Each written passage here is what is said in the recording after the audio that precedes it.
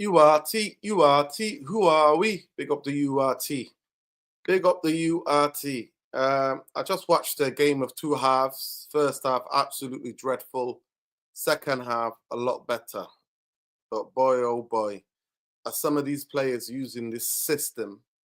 The only two areas that are new to this team in the system is the wing backs. Other than that, football is still the same ball, still 11 players on the fucking football pitch. So it's just frustrating, beyond frustrating, that some of these people can't pass the ball. But yeah, big up to everybody. Love and light. Please smash a like on the video.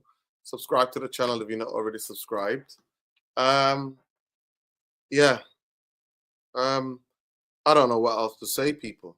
I genuinely don't know what else to say other than that Manchester United are, we're in trouble, people. We genuinely are in trouble because we've won tonight. It's the first time we've won, so let's take the positives. We've won since March of last year in Europe. So it's something to be happy about, at least. But other than that, no, it's just dreadful. That first half was an absolute dross. Was absolutely dreadful. And we had 70-something% possession. Yeah, maybe. Nuruddin, our attack is awful. But to be fair, it's the movements, everything. It's the whole, it looked so lethargic. We just kept the ball for keeping sake. We're keeping the ball for keeping sake. And it's just so boring and sort of thing to get to watch. Yeah, it's doing my head in. Really doing my head in. Yeah. It's one of those things I'm just like, what's going on here? And the Onana mistakes are coming back. Like I said, he's been our best player of the season.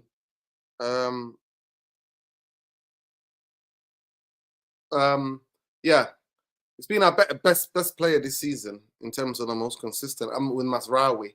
So I don't want to jump down his, anytime he makes a mistake, I don't want to just say, oh yeah, it's all his fault for everything. But the mistakes are coming back.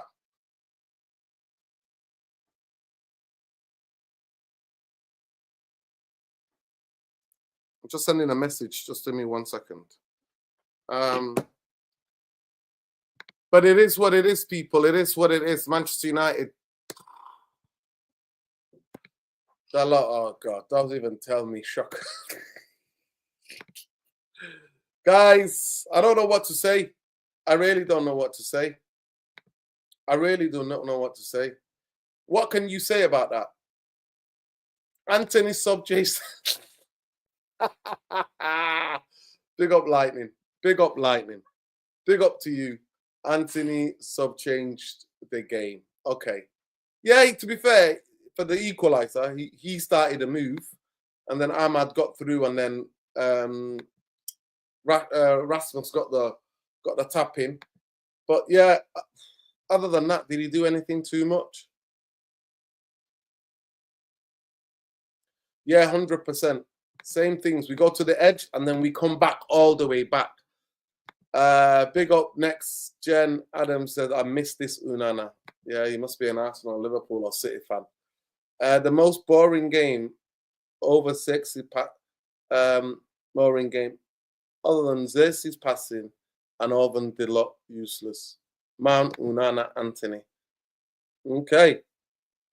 People see the game differently to me. Please smash a like on the video, subscribe to the channel if you're not already subscribed. And yeah. Great goal by Rasmus. Brilliant shape. Brilliant way to pin his centre half. He pins his centre half. Gets the brilliant pass from Bruno. Flicks it around the corner. And is literally telling Bruno where to put it. It is so interesting. He's literally facing a defender and he's telling Bruno this. He's pointing here to say, play it there. He quickly turns, grabs the ball, and just bangs it into that corner. Yeah. And what I like about it, he doesn't try to control the ball. The ball. He flicks it on almost the outside of his boot, so the ball then goes up, and then he whips it into that corner. So, yeah, it was a great goal by Rasmus Hojlund. And now, since the new manager's come and start scoring some goals, but we need more from him. We need better performance from him. The counter attacks, we could have scored 4 or 5 actually on the counter tonight, but they were dreadful on the counter attack. Yeah, I just didn't. It was just the last pass, just poor. Ahmad guilty, Rasmus guilty. I think Garnacho actually did well. I can't say Garnacho made a bad pass. Mount guilty at times as well, tried to shoot from impossible angles, other than playing that one more pass. Six struggle, he dribbles one player, takes a bit too much time, then final pass, like 2 other players would press him. Yeah, 100%. But in the first half, he was the only light actually in the first half highlights. Everything that good that we did came from him, so I can't be too harsh on him. I think Viktoria do not play at this level and this pace. They don't play. So they got tired in the second half. I genuinely think they got tired in the second half. I think they put a lot in physically into the first half. So they got a lot tired, and then United then came into it. Yeah, big up people. Smash the like on the video. 100 of you in here already. Smash that like, subscribe to the channel. We're 40 subscribers away from 12K. Let's see if we can do it tonight, people. Welcome to all those who are new to the channel. Let's be having you therapy. Me. Big up why. Big up why. Big up to you. Other than that, what did you guys think? What did you guys see? What did you think? Big up Sean. Sean, how you doing? Big up, Nura. I'm doing okay. I can't stay for too long because it's the middle of Yeah, the no work day. problem. But This video's not going to be that long anyway. It's just a match um, reaction, really, more than yeah, anything. I'm What did you see? What did you think? I'm glad that we won. I'm glad that we won. For me, that's it. Full stop. Right. I think right now the viewers, the commenters, you yourself, I think should appreciate that. I tend to always look on the bright side when it comes to United, and I'm going to continue that approach today. I think the things that were wrong with the team are obvious and are kind of like stale gist, right? So their attack is a bit disjointed, old news. Onana can be consistent, also old news. The team isn't very fluid, old news. So I'm not really worked up about the things that were wrong today. I'm more impressed by our ability to recover. So despite the fact we saw a similar situation um, where Onana made a mistake today, but unlike the last time, we're able to recover thanks to Hojlund being sharp up front. So yeah, I'm glad that we got to see Ahmad in the number 10 role. I don't know. I don't know if that answers everybody's questions about where Ahmad is best, because I think I like Ahmad in that right wing back position, and I don't know if because there were a lot of chances we had today where it was 3-on-1 or 2-on-1, and we made the wrong decision, the wrong pass. I think there was one particular moment where Ahmad had Bruno on the right and Rashford on the left, but chose to pass to Rashford, instead of Bruno. Um, so yeah, positive results, I think. Good win. The issues with the team have existed for a long time. So for me, there's really no need to flog, dead horses, basically. So anybody, as far as I'm concerned, anybody complaining about the performance or the lack of cohesion, all those kind of things, for me, you're just, trying to be angry, and we're looking for a reason to be upset. Because none of that should be a surprise. None of that is new. I think Amorim is increasingly cutting a frustrated figure on the touchline. But I think it's only a matter of time till things improve. I saw today, the framework of how he wants to attack. So you could see like an attacking pattern begin to form. Clearly, he wants the number 10s to do some 1-2 passing and then running behind. So you saw Rashford trying that a lot. He would come deep, get involved in the play and then run behind, expecting the follow-up pass. So I could see like what they were trying to do up front.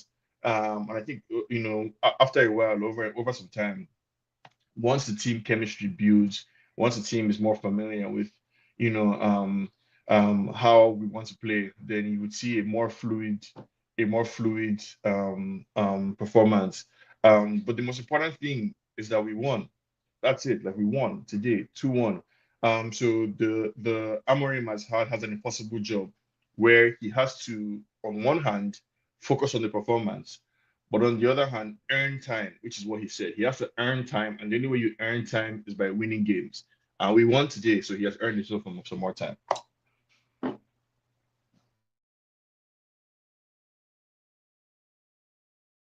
Who did you think played well? Who did you think played well today? What were the players that you thought played well? Hojlund, of course, you know. Hojlund, of course, because of the goals that he scored. Um, I'm happy to see Malaysia get some more minutes, basically. Under his belt. I think he gives us width, importantly at left wing, at left wing back. I thought Ahmad was okay. It wasn't his best game, but I thought he was okay. And then obviously, the late Mazraoui, Martinez, they always look fairly stable, fairly solid. So the defenders, Malaysia, I'm pleased with Ahmad and Hojlund.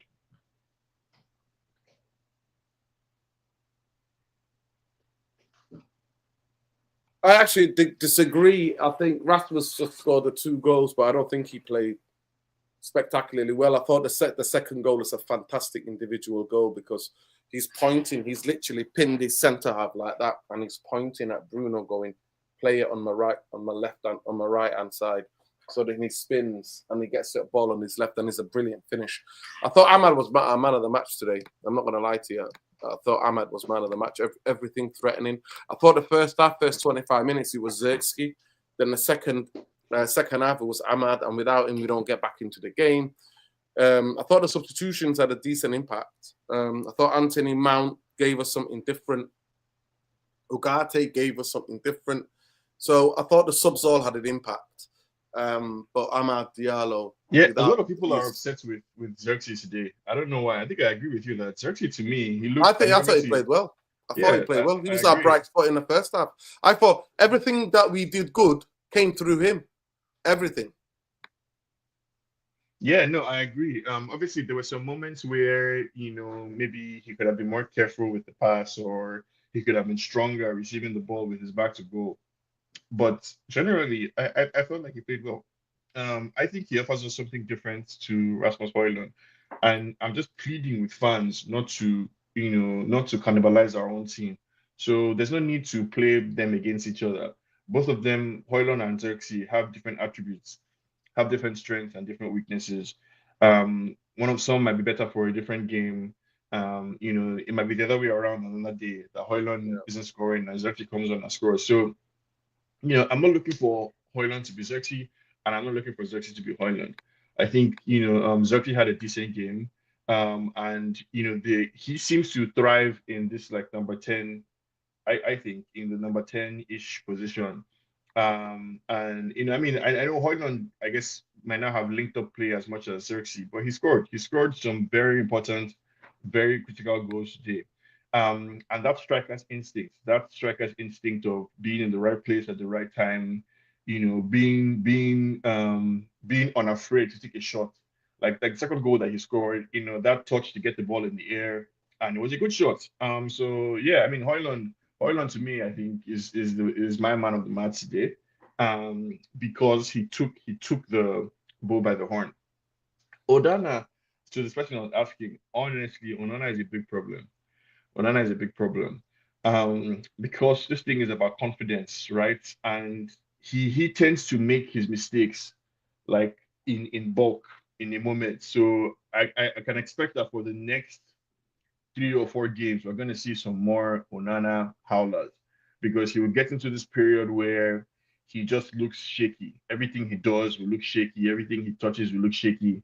And I think we saw that today as well, following the calamity from Nottingham Forest. So I wouldn't be surprised if we see another mistake against City and another mistake in the game after that, as well. But unfortunately, we don't really have a substitute keeper. And so maybe we're stuck with Onana, and with some more confidence, basically, in the players, we'll be in a good position. Yeah, it was interesting. It was interesting. People don't agree. Xerxes better starting so that Hojlund brings energy in the second half. Xerxes' first touch was good. Some people think that Xerxes didn't play well. Yeah, KT55 no, says, I've heard a lot of that. yeah, I've heard a lot Xerxes of was that. poor. So, yeah, a lot of disagreement, but that's the beauty of football. People disagree. Onana, for me, like I said, I don't think he's Manchester United level. That's me personally. I do think he's been one of our best players this season. He's saved the team a lot this season. But at the moment, the mistakes are creeping back into his game. But I don't want to batter that over his head. Manchester United have got other problems in terms of the way we pass the ball because that first half was just absolutely dross. That's how I explain it. Dross. Yeah, I don't want to. Dross. I don't Dross. want to. That's what I it don't was. want to crucify We kept Onana either. 70-something 1% possession, but we did fuck all with it. Actually, we I have don't. three I don't. shots I in don't that want to first with crucify. 71% possession. Shocking. I don't want to crucify Onana either, right? Here and there, but I'm just the way I look at the Onana problem is that it's not sustainable for a team to try and achieve anything if you cannot rely on your goalkeeper.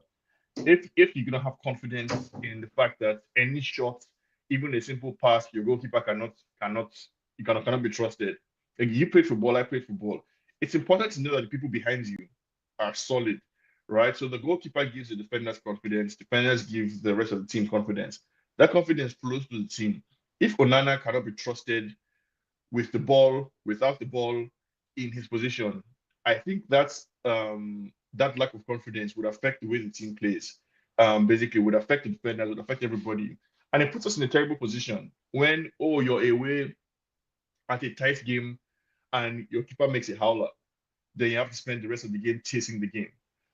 Or in like Champions League last season, your keeper make you're 3-1 up in Champions League and Onana makes or 3-0 up and Onana makes three mistakes basically that lead to goals. Like what can you do as a team, right? If a keeper, so I don't want to crucify him, but I think it's a bigger problem than maybe we're acknowledging right now because like there's no hope for the team if no matter what you try and do up front, even if you're trying to balance a game, because some games are tough, right? Some games the difference between the winner and the loser is a simple corner kick or a mistake by the goalkeeper. And for us as United, the mistake is always on our side. So if it's a tight game, is Onana is likely to be the one making the mistake that causes a goal. Imagine this could easily have been Nottingham Forest, this game today. It could easily have been Forest where we concede a goal because of Onana's mistake and we spend the rest of the game panicking and trying to, gain control. So I don't know what needs to be done to Onana, but something needs to be done because he cannot single-handedly keep, putting the team in a terrible position. Like it's one thing if the goal was, it was a team mistake and he scored a beautiful goal. No, this was clearly a goalkeeper error, and we've seen that too many times.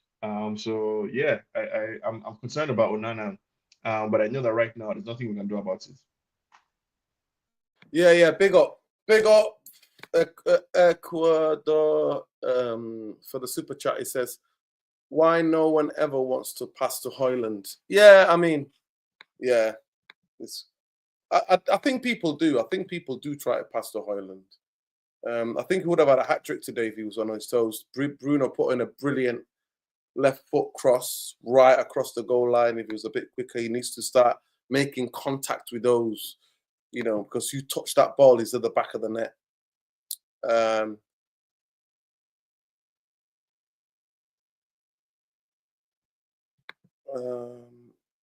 No, we needed their running in the second half. Their energy definitely brought us back into the game.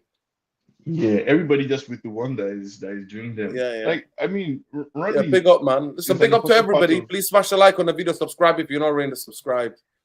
running is an Like, important part subscribe. of football. Hoyland and Mount offer us energy, like the pressing, the kind of pressing that we want, basically, right, is can only be gotten from a few players in the squad. And I think Messi Mount has been injured for a long time. He needs time to integrate into the squad. But for me, like I'm less concerned about the performance. And again, this is our running dispute, but I'm less concerned about the performance. Um, Even though that's what Amorim is focused on. But for me, the 3 points is the most important thing today. We won. We won away from home. We're 3 points. We're further up on the Europa League table, and we're firmly positioned, I think, to go to the next round. That's the most important thing. Amorim has to walk and chew gum at the same time. By walking, I mean he has to implement his playing style or whatever into the players. He has to do that. At the same time, he has to be able to chew gum. So he has to also win while he's trying to drill into the players. And he already agrees with me by saying that he needs to earn time. And that Yeah, time, can only be earned by 3 points. So yeah. Big up Adewale. Adewale says Hojlund can't fool me. He's not a good player. Big up Jarvis. Big up. I'm good. I think he can improve 100%. I think he's got a ceiling to get better and improve. No, but I think he's a young striker, and I think a lot of pressure is being put on him. But he's got a long way to go to become the finished article. But I call BS on this idea that you can see right now whether or not Hojlund is going to be a good player. There's nobody knows. Like, football history is full of players who were not the best in their youth, but turned out to be superstars in the latter years of their career. Different players bloom at different phases of their career. So all Hojlund needs right now from us and from the team is support and good coaching, and a platform to grow into the kind of striker that he has the potential to be. But for anybody to sit here and tell you that, they know right now that Hojlund is not going to be a good player, I just think is unnecessary and also not true.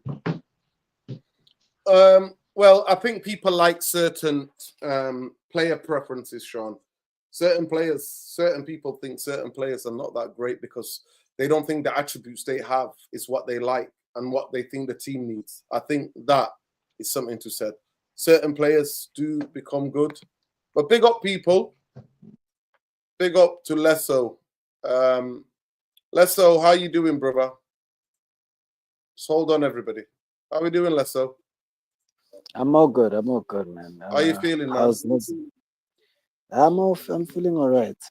How's the recovery? Yes. Just taking it easy. That's a little good.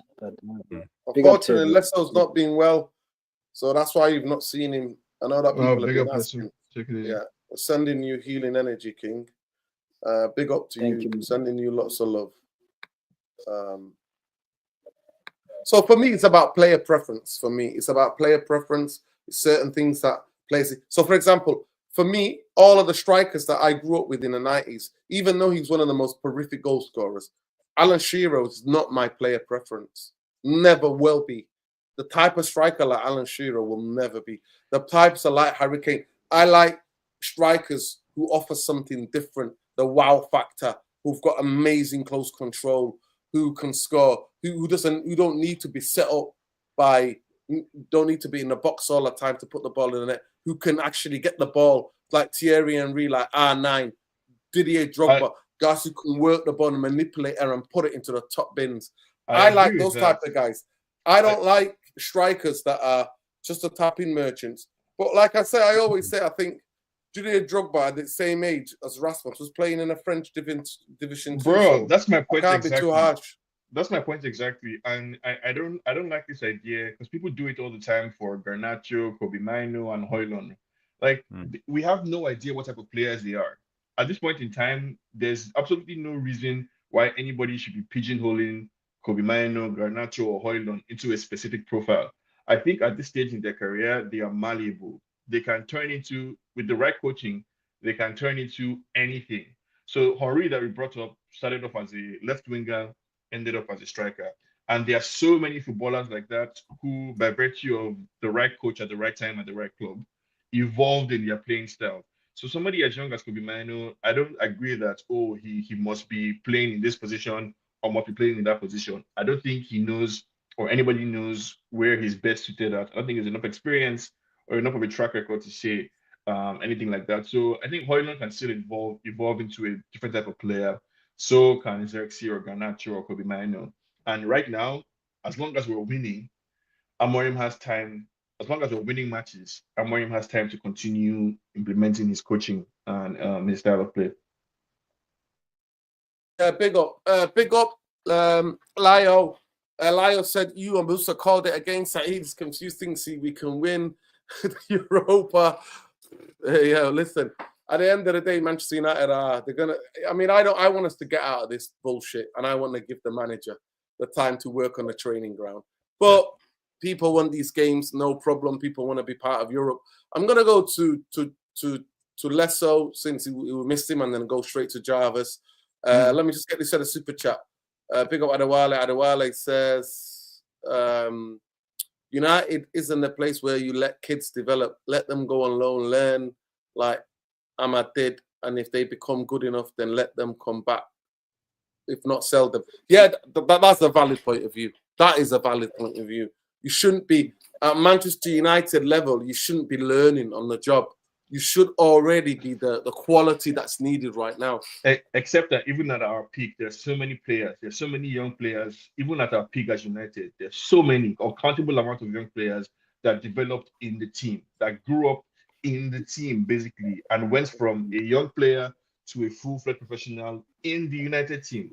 So that's just not true. No, but we always had more experienced quality, though, Sean, as well, in that time. And the young players were developed in the right way. They were bought in, taken out, bought in, taken out. Now we're relying on them for them to go and do, and it's unfair. It's unfair to them as well. Difference. So that's a different thing, a different claim entirely from the claim that was made, right? So I don't disagree with that.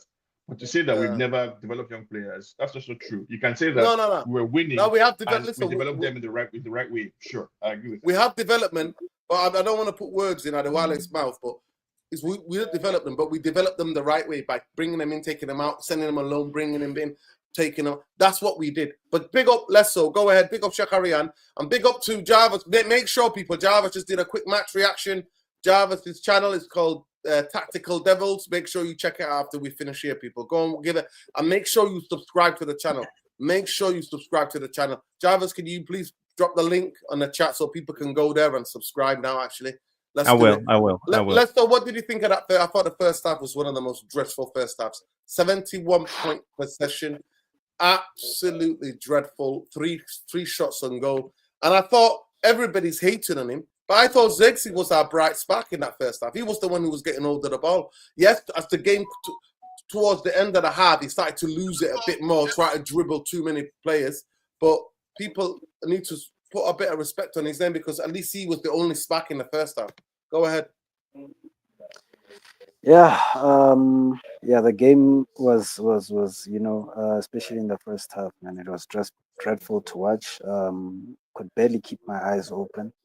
It just pretty much summed up that we're not anywhere near where we want to be. But I'm grateful that the manager somewhat is still sticking to his principles no matter what. And for me, that will always give me a bit of hope in terms of us eventually getting it right.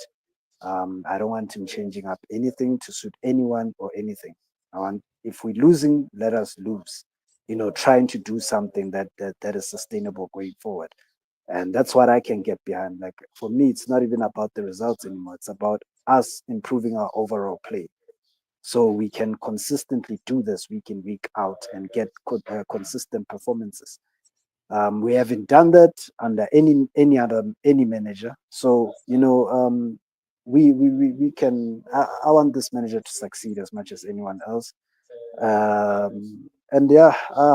Unfortunately, the style of football is going to expose a lot of football players that we need to get rid of. As we said, they'll eventually show themselves out. So, but the results are satisfying. We can move forward and try and get the next win and possibly get into the next round. But listening to Amorim's, pre-match conference, he's looking at it, but he knows the bread and butter is the Premier League. It's about finishing as high as we possibly can. At the end of the day, a team is judged on how they do in the league more than what they do in cups, how they perform in cups. So I think we should focus more on the league, because it's looking dreadful over there. Personally, I agree with you in terms of the Europa League. We need to get out, but unfortunately, You know, apparently we're very close with that FFP. That is why these guys are doing what they're doing. They're cutting, you know, costs wherever they can, possibly, so that we do not fall below that, you know, that threshold. So, you know, it's tricky at the moment with this football club. Everything is everywhere. You know, we don't know what's happening. You know, people are getting sacked, and you know, the club is just finding itself. You know, and it's a long road. You know, we're going to see shocking decisions going forward. That's all I'm gonna tell you guys. It's gonna get messy. You know, I think it has to get very, very messy before it gets better. And just looking overall at the game, I think it was just the smash and grab personally from us. You know, it was a professional performance. We did create a couple of chances. You know, the one I hated the most, and it actually sort of, I'd say, outlines on how bad we are actually in that final third, is the 3v1 situation towards the end. You know, I can't understand how you don't put those away. If you can't put those away in any other given game, we get punished. You know, they get a chance and it's 2-2. You know, and it's these situations that actually they do end up costing us points, you know, going forward. And we need to sort this out. We need to learn to be more clinical in the final third whenever we get chances. You know, I know we don't create as many, but the minute when we get chances, we need to make sure that we back those. You know, I mean, you look at the Mason Mount one, should have chipped the goalkeeper over. You look at several other ones, like the one that I just named.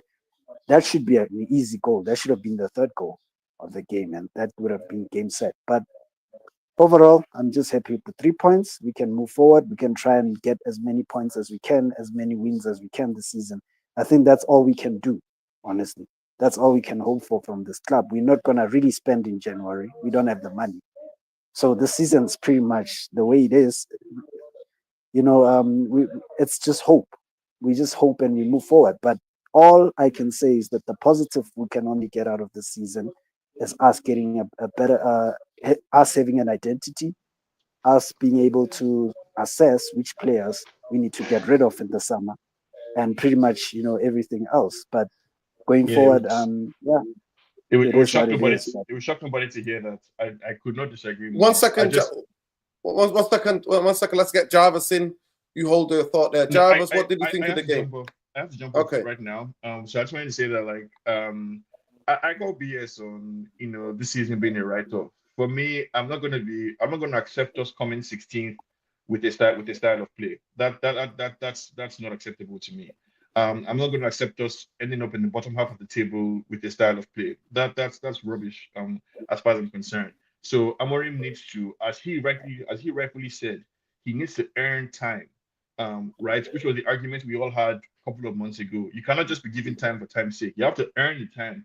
And the way Amorim himself has expressed is that the way you earn time is by winning matches. So I'm sorry, style of play does nothing for me. We need to end up in the top half of the table, preferably in top 8, basically. Secondly, it's one thing to say that certain players don't fit Style of play in. does nothing for you. So you just Does want to nothing play for me. Dross football. I just Brilliant. want to win. I just want to win. I want to win games. I want to win trophies. I don't care how you win. Majority of the teams who are winning trophies in world football have a distinct style of play. Everybody You can't win without style of play these days. Everybody has a distinct style of play. Some you like, some you don't like. Let's not rehash that point. I'm just saying that for me, I'm not going to accept, you know, this season being a write-off just for a write-off sake. We need to finish strong, and I think we need to finish in the top half, ideally in the top 8, basically. So minimum as low as where we finished last season. Second thing is that, like, for me, I want to say is that, like, it doesn't matter to me that some players don't fit into Amorim's style of play. That doesn't mean that they're shit players. That doesn't mean that they're not good enough. It just means that the club right now is not the right fit for them. And every single United player, I think, I wish them the best and success, whether it's at United or at a different club. I don't have an agenda around who I want to see play or who I want to see not play. Doesn't matter to me. Any of them can be used. Any of them can be successful. And glory, Man United. Big up, everyone.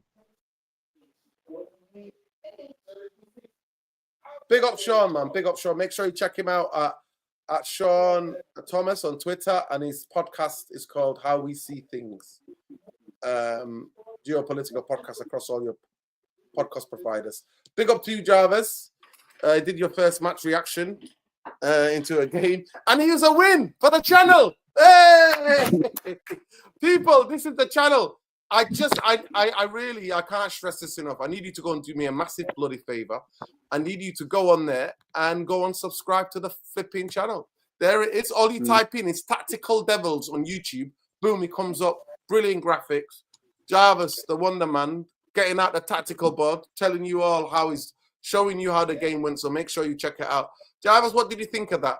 The first half was the biggest Dross, 71% possession, 3 shots on goal. Dreadful. Absolutely dreadful. Zertsky, for me, was our guy up to about 20, 30 minutes, and then he dropped off because they realized that he was the danger man, and they put 2 on him. So every time he had the ball, he couldn't just beat 1 player. He had to beat 2 players. And at times, players were so far away from him that he couldn't lay it off. They're not understanding the way he plays yet.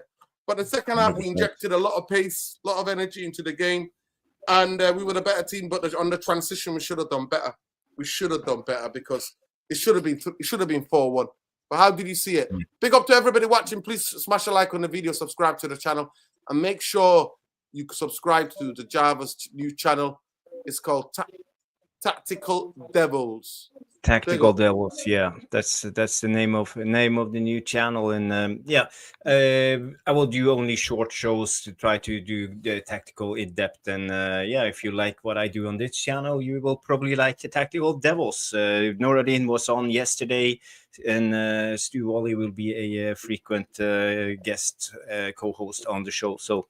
Don't be afraid, subscribe and go and like the videos. Only made 2 so far, but it will be more to come.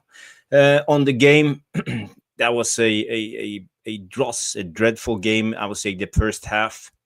We look our ball tempo. When I talk about ball tempo, is how we move the ball and how quick we move it.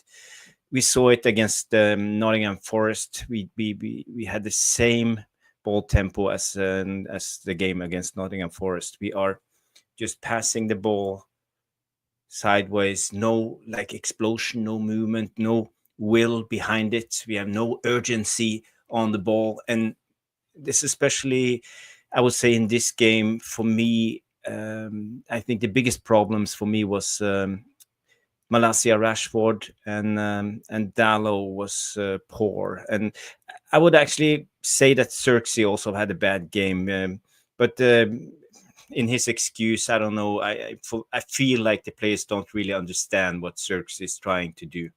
They want Xerxes to do what Hojlund is doing, and they are not the same players. So I will give Xerxes the benefit of the doubt. For me, I think the worst player in the first half was Marcus Rashford. His form is dropping. It's so bad. He's so bad when he plays. And I would say what Viktoria Plzen did this game, they try to lock the central area, same as Nottingham Forest, because obviously they saw the game, they prepared and knew this is the way to stop Man United, because what we want to do, we want to dilly-dally with the ball, attract the opposition, and then find an opening in central area and play the ball out and try to shift it to the other side and then come with a lot of people. So we have been doing this a lot of the time, or progress the ball by moving it with progressive runs.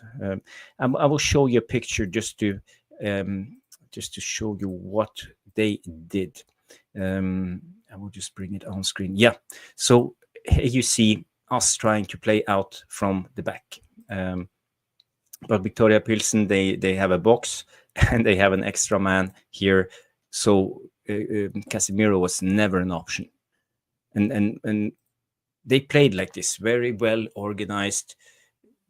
2 strikers cutting the passing lane. There were no options for De Ligt to play the ball directly to Ahmad or to Bruno. There were no space centrally. And they weren't willing to press us really high. And this is a team who, because one majority of teams where they defend, they defend central. So central areas is where the shape of a team, especially to mid to low block, they have the shape in the middle. So it's the middle that they want to block. So the outsides is there, they don't want you. We've got a new fucking system with the wing backs, but yet we're still trying to play through the fucking middle. Well, the ball out wide at pace and at speed is to go out wide and then find the combinations and the triangles. I don't understand this. And the slowness of it.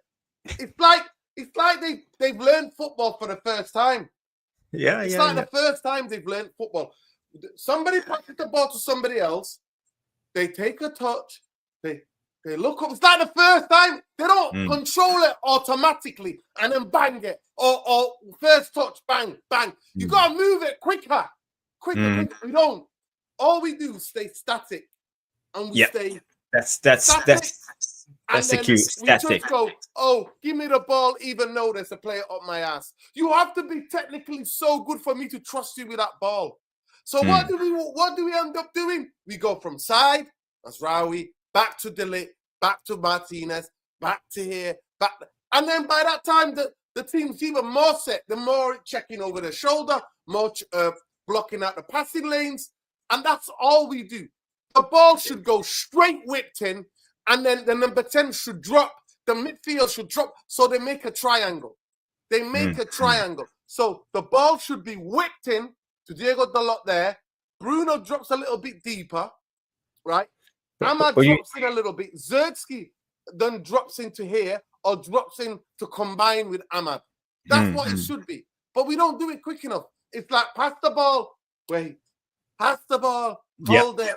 Then pass it. It kind of looked rehearsed, and it looked like they are walking through the tactical formation in training, how they play the game, but they forced us to do this, and if you see here, we had to play the ball through Delict, Onana, Martinez, Masraoui out to our wing backs, but we couldn't get past them. So. We saw the same against Nottingham Forest, and for me, this is a big issue, and Amorim needs to fix this right away, because what we will see now, the opposition teams will learn, they will understand, they will block the central area and force us. In Amorim's defense, he set up with two fullbacks as wingbacks. Defensive. Very defensive. That was one of the biggest problems, I would say, in the first half. To be fair to Malacia, he gave us width. But the team didn't go there and follow him. Rashford is not a number 10. Let's be right here. He's not a number 10. He looked very staggered, and again, another performance that just looks like, he's lost. He just looks very lost on the football pitch right now. Even the little things that he's trying is not coming off. He do. Should I just walk through the first goal? I would just tell you my opinions on this, Nordin, before you move on. I know you have super chats. I'll be quick. This is the first goal. Yeah, I just want to say we had a throw in. I don't know why Malacia. Look at that position with Malacia. He chose the other way. He chose to throw the ball backwards, and while you see here they have a lot of players, and he throws the balls backwards and put Martinez in an extremely awkward situation. He's under pressure right away while he receives the ball. But this is another thing. It's not on Malacia, but this is what creates the situation in the first place. I don't think we should take throw-ins like that. Martinez receives the ball. He's under pressure. He plays the ball back to Onana. But the problem with this throw-in was all the other players were on their way forward. They were thinking we are going into attack. So they had to track back, and we are not fully organized while this is happening. We're not set. We are not set. We are not set. So you see here, Onana receives the ball. He has the time on the ball, and there's one option opening, and this is select. This is open. So, but we know this with Onana. He takes his time on the ball. He wants to attract the press. But his execution of that pass is terrible. I would also pause it there 1 second. All he has to do, open his body up, Masraoui, bam. we get out. Mazraoui is here. This is the licked.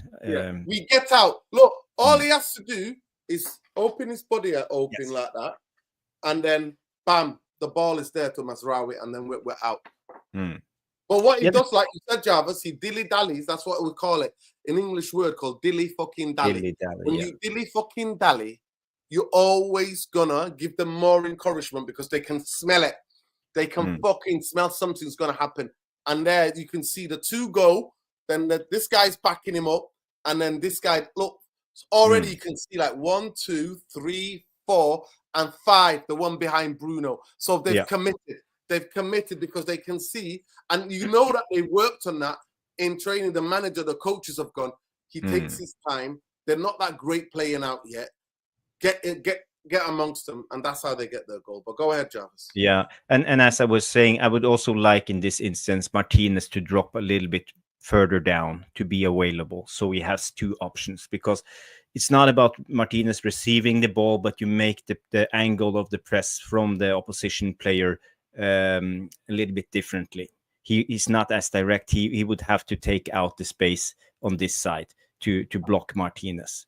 So to be fair to Casemiro, he's telling him, can you see Casemiro with his hand up? Yes. His left hand is up saying, look, Mazraoui. He's telling him. So he's not even listening. And if you come back, Jarvis, if you threw the ball where everybody was going forward, you threw the ball, right? Go back again now to the other photo we just had. The other photo. Oh, this one. This one, yeah. Yeah. So now, as the wing back, you've got to drop in there. You've got to, Malacias has to leave, get away and smell the fucking danger. He's the one that's put everybody in the shit. He's got to get back, get closer or get behind, get in line and shape with the lick, so that if the ball comes, the lick can just flick it to him. But instead, hands down, watching, fucking spectating. And you can see it now, 1, 2, 3, 4, 5, 6. And you can see the one behind Casemiro is already onto Mazraoui. So he's already onto Mazraoui. But I think you've got 20 yards there. So Mazraoui can actually turn, manipulate the ball, and actually wait for him, then jig inside him, and then we go, because he's very good at that. But as I said, the simple way to solve this is just play the ball right away, and De Ligt plays it out to Mazraoui, and Mazraoui is on his way forward then. And played over the first line. He's the king of the fucking dilly-dallies, mate. He pisses me off. When you see at Old Trafford live, Jarvis, it's draining. It drains the fuck out of you watching that shit. And then what happened? The pass execution of the pass was terrible. But look at this guy. This is the guy, as we talked about yesterday, Noradin. The guy that they call the Czech Wayne Rooney. That's his nickname. And he applied pressure right away. And you look at him sprinting forward.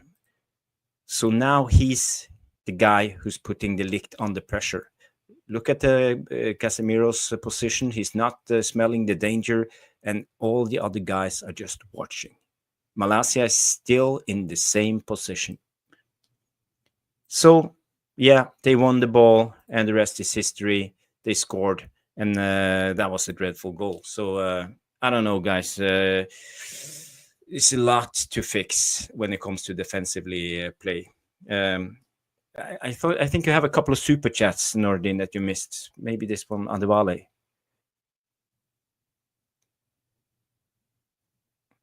Oh, you're on mute.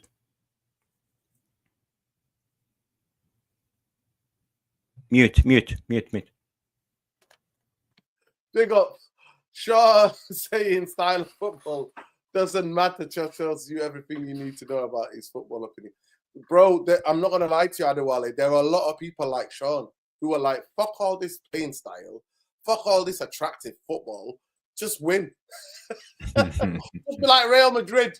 Just win. Just find a way to win. But big up for the super chat. I appreciate you. I actually think in modern football, it's very difficult to win without having a distinct way of playing. Patterns of players understanding each other, the way they play football with each other. I think it's very difficult. Very, very difficult. Yeah. But yeah, boy, oh boy, if you watch that first half, honestly, I personally think they got tired second half because they've not come up against a team, of this caliber for a long time. They don't play regularly against Premier League teams, even though we speeded it up and they got tired. They got really tired in the second half. And then the subs that came in, I thought all of the subs had a positive impact. I think definitely Mount and Rasmus had the better impact, but I thought Amad Diallo was brilliant in that. And Anthony actually played a great ball to him. I agree. Yeah. But everything that looks dangerous is coming through him. You know what I mean? But I will say, big up Rasmus for taking the goal, well taken second goal. The way he's literally doing this to Bruno, he shapes the defender up this way. He pins the defender with him, and he's like that. He's like that to Bruno, pointing there, right? I say, play it here. But what I like about it is the control which he did it with, because some people let the ball come across and just whip it. But by that time, the goalkeeper is set. But what he does, he lets the ball go roll on top, outside of his boot.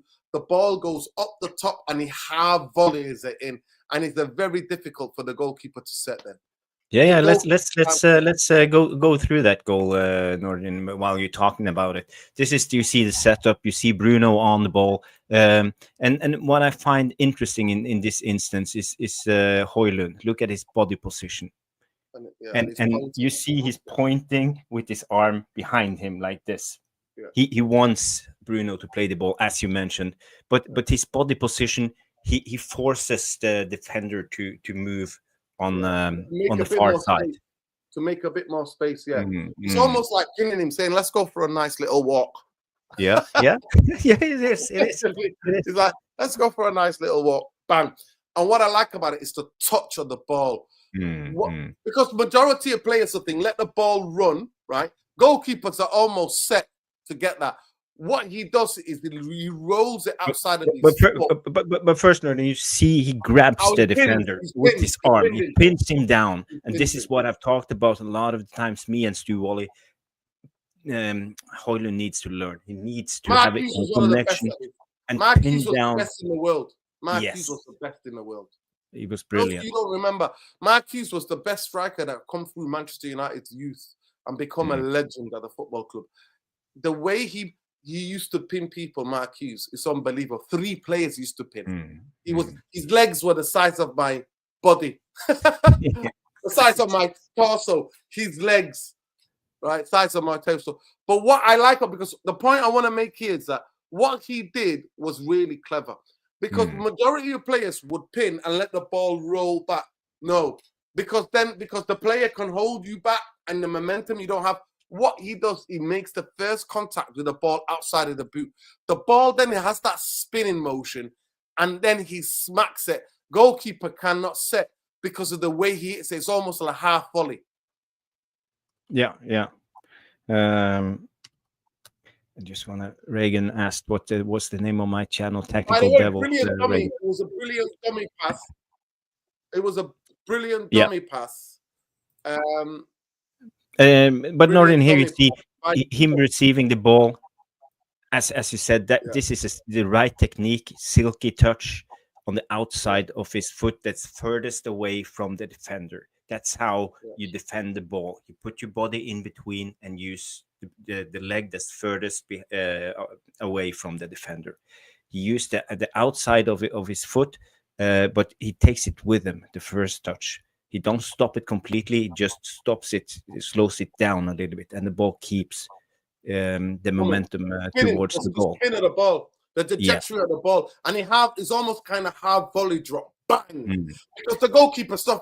If that ball was on the floor, he'll have to slide and swing at it, and then you're on the floor. You don't get a proper contact. But the first touch for me, the ball is already in that motion for you to smack it in that far corner. And the difference between him, because Mount had a chance like that, similar from the other side. But this side, he buried it into the corner because of the momentum on his left foot. But what and he scored. But I have this from another angle. This is the angle maybe you saw a couple of times on TV. Look at him. He's holding his hands behind his back, full control of his defender like this. receives the ball, he makes a movement at the exact moment Bruno hits the ball and turns his body, and this is what I really liked. Look how in control of the defender is all the time. He's fully in control. The defender is a dummy at this instance, and not to forget his silky touch. The way he touched the ball, gets control, and shoots. And the way he shoots really quick. It almost reminds me of Ruud. I think he learned this from Ruud. Because the keeper cannot set them. The keeper cannot set. The more you delay the shot, the more the goalkeeper is set. But the more you take it quickly, the more you move him off balance. And what I like about the touch has almost the ball's rolling into his trajectory, and he smacks it. But yeah, it was a brilliant. It was a brilliant goal, and yeah, Matt, we deserved it in terms of the second half performance. Who did you think played well in the game? Give me the 3 players you thought played well. Yeah, no, that's a very difficult one. Overall we didn't really play well, but I can try and look for Zixia did well in the first half. I'd say kind of died down in the second half. I think it's very hard to actually pinpoint who had like consistent first half and second half. So please, can you play there? All right. Yeah, we I think Zixia in the first half, and more or less I'd say very difficult. Guys, yeah, we had a terrible first half. Mazarawi, and I'd also say Anthony when he came on. He did that. Those substitutions actually made a difference, in the game. So I think that's my personal 3. Because it's very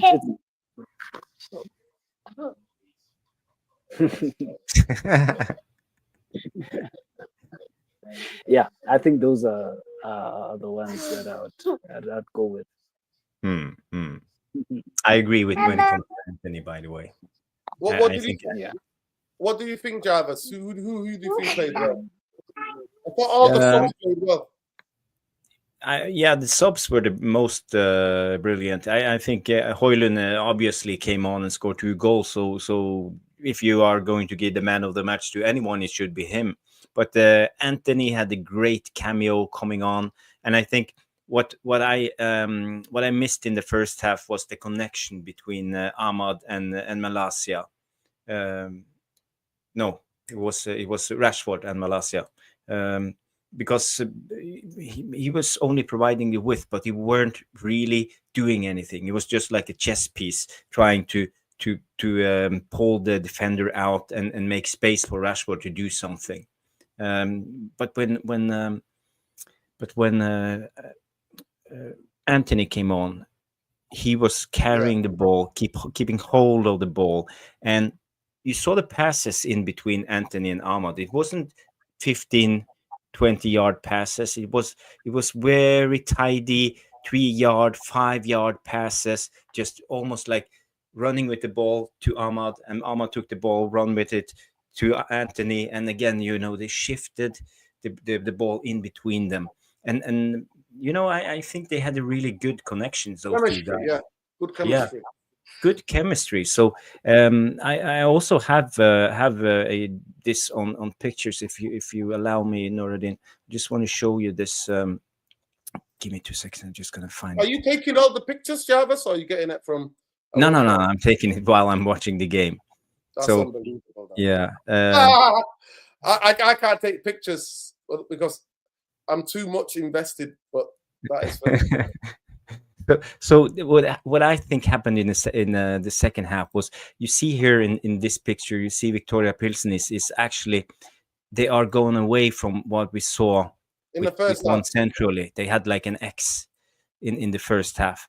Now they are pressing higher. They are pressing us while we are trying to build up. So suddenly there is space for this guy, 10. Bruno. Yeah. So we play the ball into Bruno centrally. Bruno receives the ball and he carries it. They pressed. We got a free kick, and Bruno takes the free kick really quick at this instance, and he carries the ball all the way up to here. So the next picture you see here, Bruno with the ball, giving it to Anthony, and Ahmad is on his way forward. Anthony receives the ball. Ahmad is in close proximity to connection with Anthony, and they just lace off the ball to each other and keep the ball moving while progressing it. So Ahmad do his magic in the box, and the rest is history. He gives the ball to Hojlund, and Hojlund scores. So I really loved how those two players did it together. But as I said, if you go back, Jarvis, if you go back to the picture before, look what the win back situation can give you. So go back again, one more again. Look, just by Bruno getting the ball and the runs, because when the team plays with a back four, the guy has to go out, which leaves a huge gap. Can you just look at the gap between the left back and the centre half? Look at that gap. And even though the midfield is tracking him, that's what the wing backs are supposed to create. They're supposed to create and attract players towards them when they hug the touchline. That's why you destabilize the shape of a back four. And that's a clear example there of how. And then Ahmad sees the space, he runs into the space. Then the balls get to him, then he's taken on the centre half. And then he does the centre half, has a shot. The ball comes to the goalkeeper, Hojlund puts it at the back of the net. But for me, that's what the wing backs are supposed to give you. If you can get the ball to them quickly, high and up the pitch, high and wide quickly, they're gonna attract the right wingers, because their left-sided winger is he won't be coming back in time enough. Do you understand what I'm saying to you? Yeah. 100%. You're analyzing it perfectly, Nordin. It's really what's going on, and this is what we would like to see more of. But you don't get this with Dalot, and you don't get this with Malaysia, because they don't see these opportunities. The way Anthony receives the ball, brings it back, he has full control from the deep runs. He knows the full picture. And he also knows to engage the defender, because the defender sees Anthony stops with the ball, but we know Anthony is press resistive on the ball. He doesn't lose the ball seldom in those positions. So Ahmad knows this, and he knows that he can make that run and makes himself available. So kudos to Anthony today and Ahmad. Yeah, he had an impact. He, to me, I do think Anthony's a bit mixed. He's taking shots. I think he took a shot and the ball left the stadium.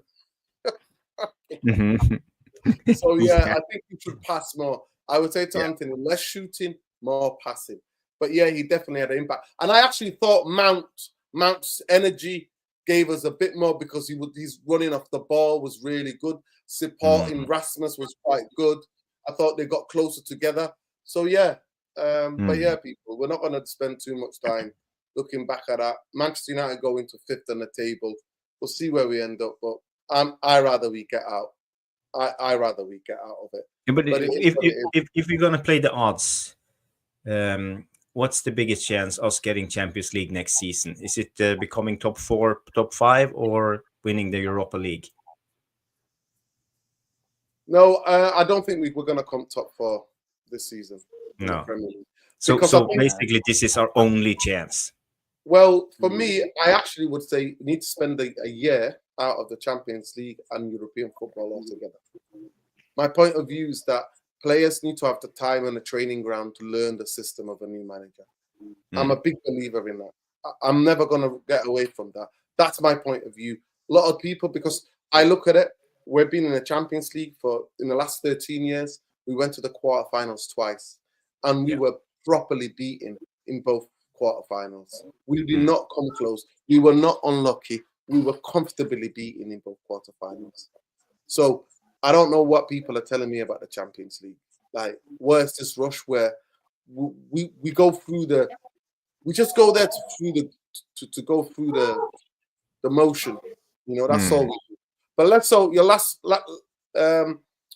comment of the show. Give it to me. Do you want Europa League? Do you want us to win it? Do you want to stay in it? I'm actually. Oh, cute baby. I'm actually. Yeah, no. Yeah, she's so energetic. I think she had too many sweets. So. What time is it over there? So what time is it over there? It's almost 11. It's 2 minutes before 11. Okay. So yeah. Well, I'd say pretty much to sum up everything. I'm torn with the Champions League thing and not being in it. No, I would preferably I wouldn't want to be in it. Obviously, because I don't want to be embarrassed. I think that's I've seen enough to know that we're not ready and we're nowhere near ready for such a thing. But at the same time, I'm looking at the FFP. It's not looking good for us. If we miss out on this competition, we can see these guys doing a madness in terms of cut costing. And it's and fans are gonna suffer, unfortunately, as a result of that. And so that's why I'm torn basically with it. A part of me is like, you know what, I'll take a beating rather than for fans to suffer more.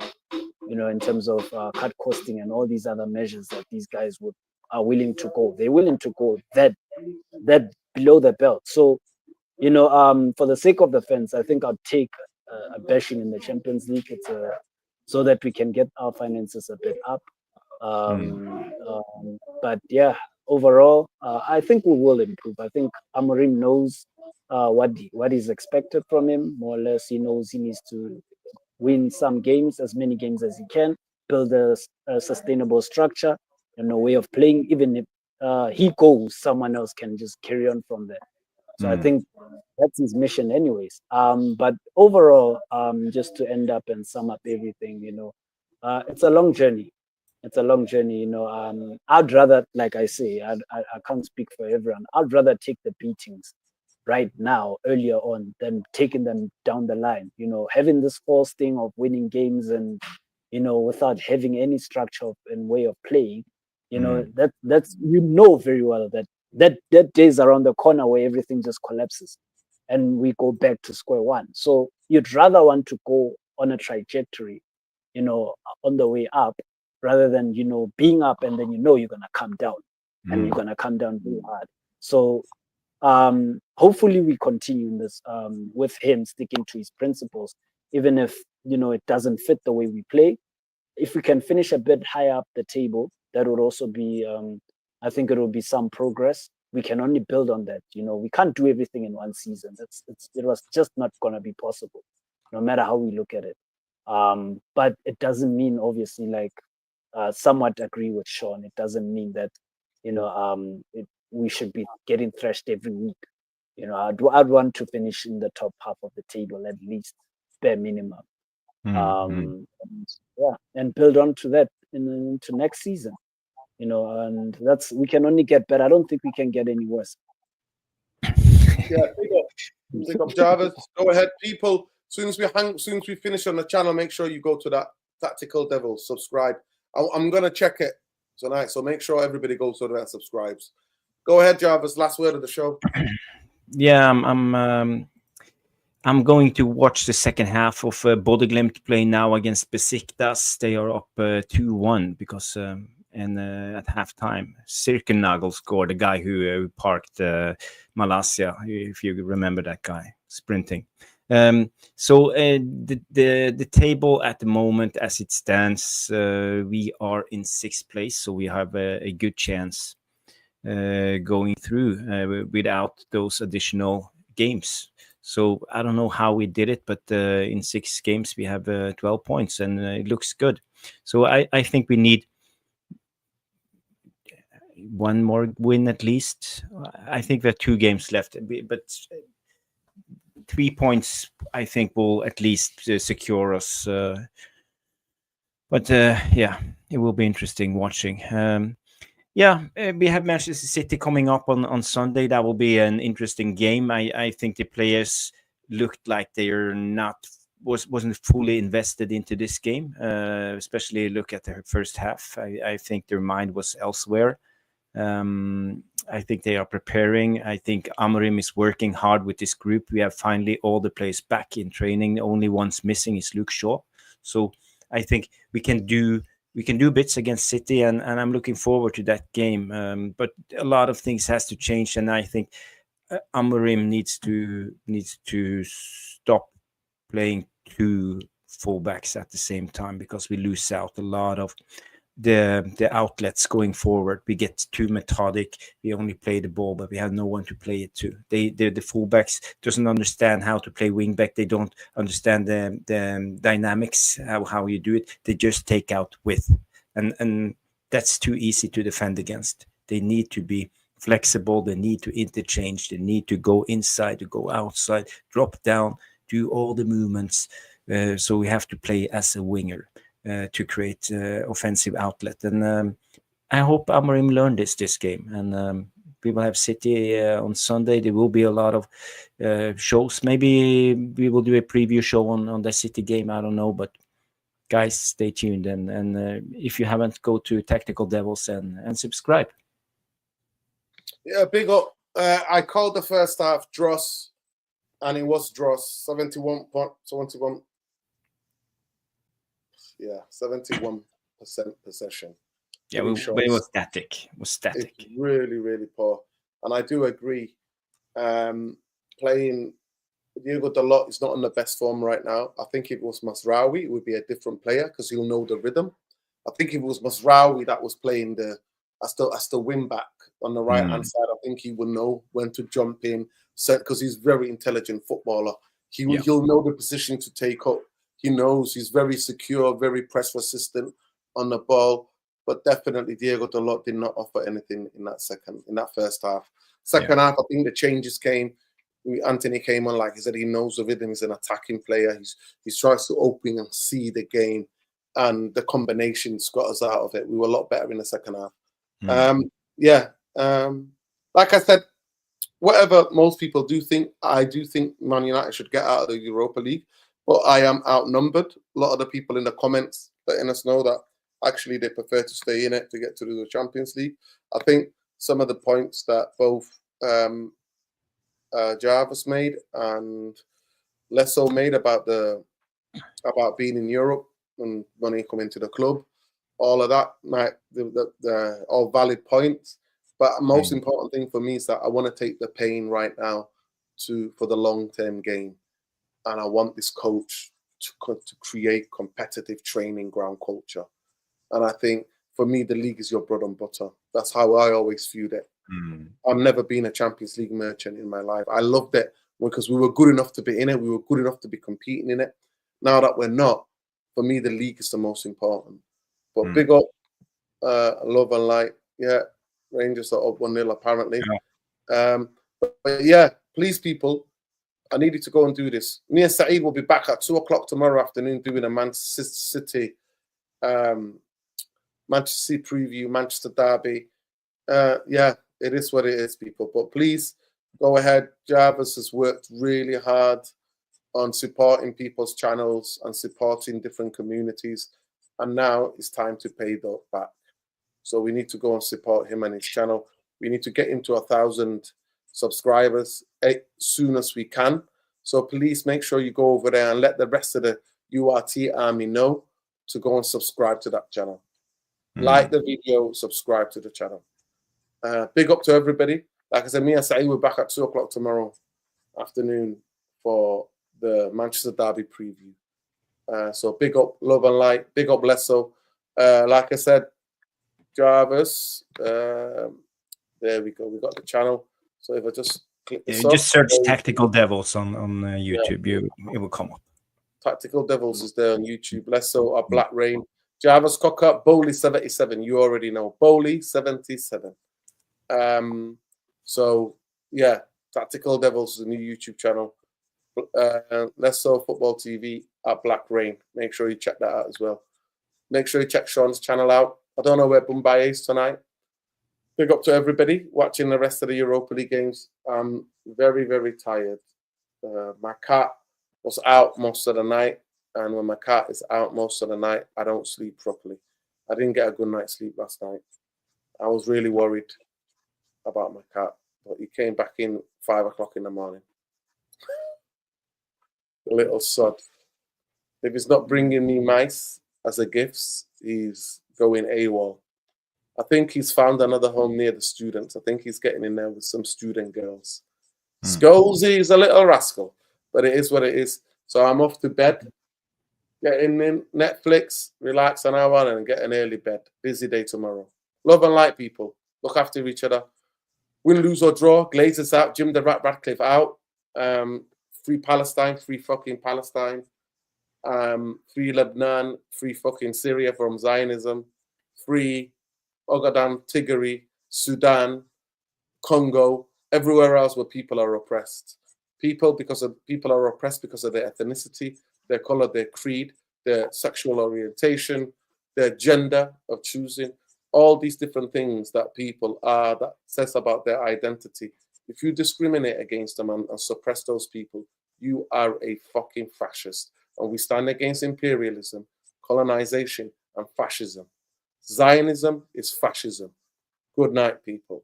And if you're down with fascism and Zionism, well, fuck you too. Love and light, people. Look after each other. And again, there it is. It's already there. Tactical Devils. Go ahead and subscribe, people. Let's get that. Let's get to 1,000 subscribers very quickly. Let's do it, people.